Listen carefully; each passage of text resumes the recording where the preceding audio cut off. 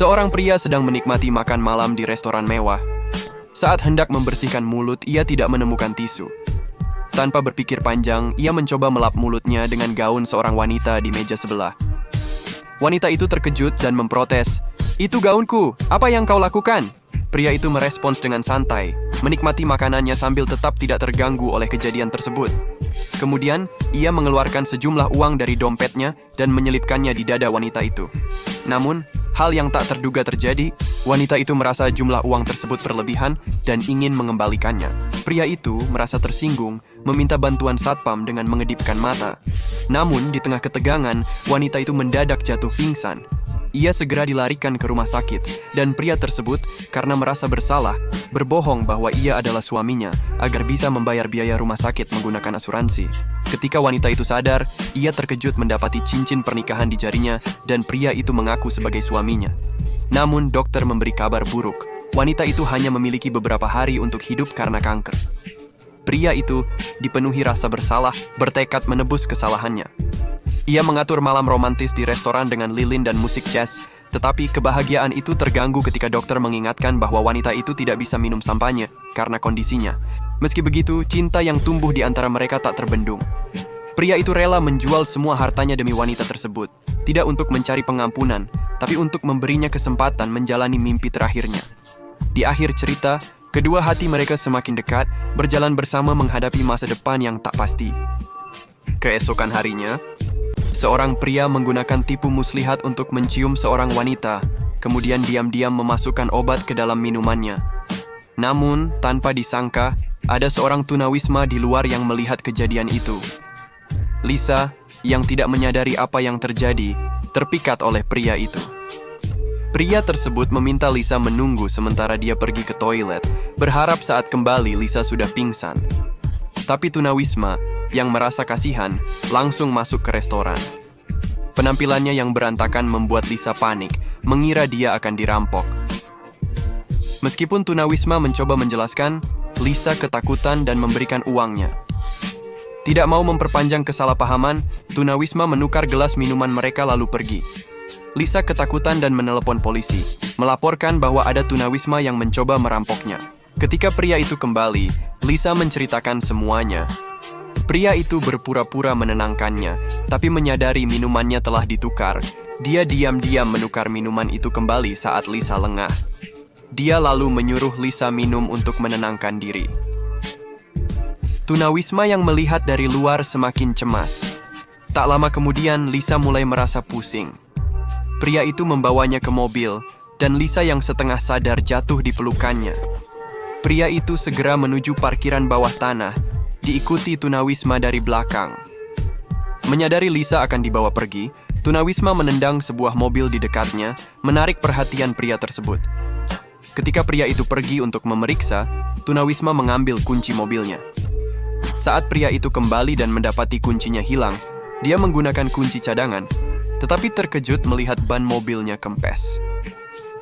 Marah, pria itu memukul tunawisma, tetapi tunawisma melawan balik. Polisi yang tiba kemudian malah menangkap tunawisma. Namun Lisa tiba-tiba muncul dengan bukti rekaman kejadian di dalam mobil yang menunjukkan perbuatan pria tersebut. Akhirnya, polisi menangkap pria itu, dan tunawisma yang baik hati mendapat hadiah berupa cinta dari Lisa. Di sisi lainnya, seorang wanita bernama Anna terbangun dengan rasa sakit yang luar biasa di bagian tubuh bawahnya. Menyadari bahwa salah satu kakinya terbelenggu dengan rantai yang mengikatnya ke dinding. Saat panik melihat sekeliling, ia menemukan dirinya berada di dalam ruangan yang benar-benar tertutup.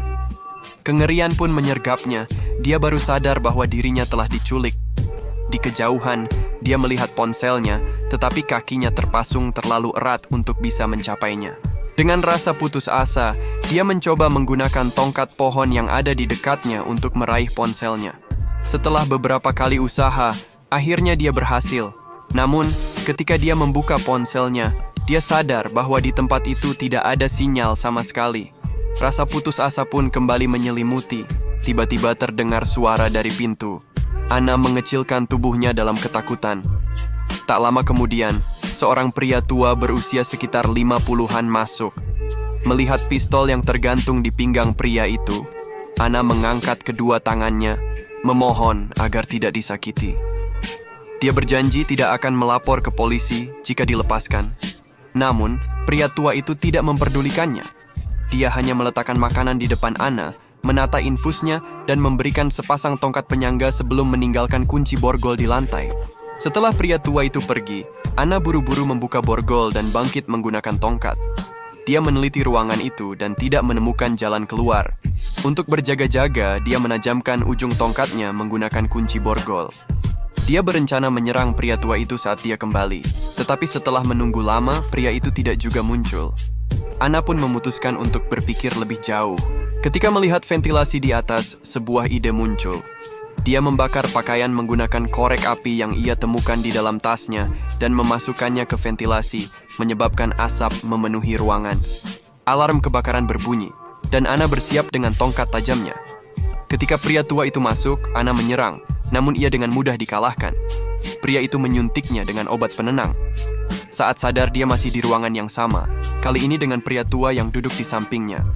Pria tua itu mengklaim bahwa dia menyelamatkan Anna dari bencana dunia luar yang telah dihancurkan oleh virus mematikan.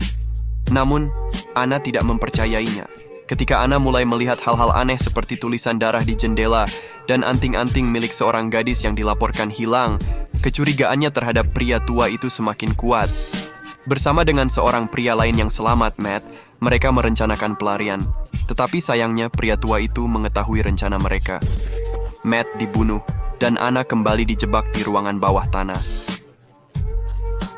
Namun, Anna tak pernah menyerah. Dalam usahanya yang terakhir, dia berhasil membebaskan diri dengan menendang ember berisi asam kuat yang melukai pria tua itu.